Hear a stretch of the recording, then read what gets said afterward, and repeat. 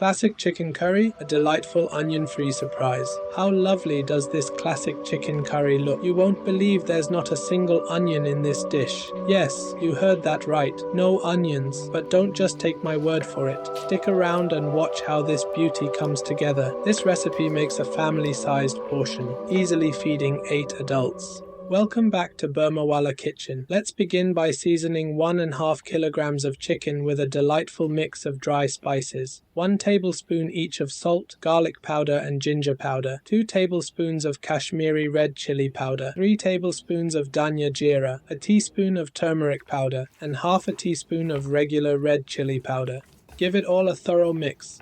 No need for a long marination here. In a medium heated pan, pour in half a cup of oil along with 2 tablespoons of golden ghee. Add half a teaspoon each of black peppercorns, cloves, green cardamom and black cardamom. Fry these for a minute until the aromas start to come alive, filling your kitchen with that wonderful comforting scent. Then go 4 green chilies, followed by 3 freshly pulverized tomatoes. This forms the base of our curry, and we'll cook this for a good 10 minutes. This might seem a bit long, but it's essential. We don't want raw tomato taste in our curry. Once the oil has risen to the surface, indicating the tomatoes are well cooked, it's time to add in our marinated chicken.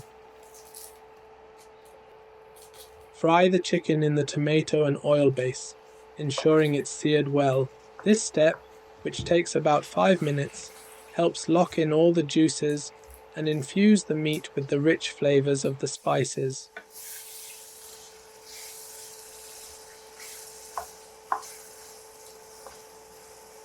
When the chicken has developed a lovely color, pour in just 1 cup of water. The tomatoes and chicken will release their own juices, creating a delicious sauce. Bring the curry to a gentle boil, cover, and cook on low for 1 hour. Given the quantity of chicken, this will ensure everything is cooked to perfection. And there you have it. Our classic chicken curry is ready, and it's absolutely delightful. Just look at that amazing color and consistency. And still no onions in sight.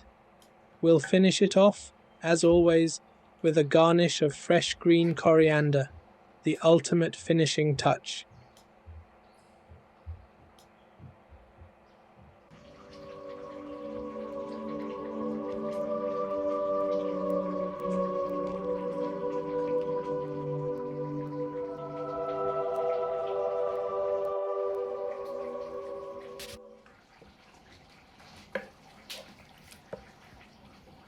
This dish is tasty and full of flavor. You would never guess it lacks onions. My family couldn't believe it either.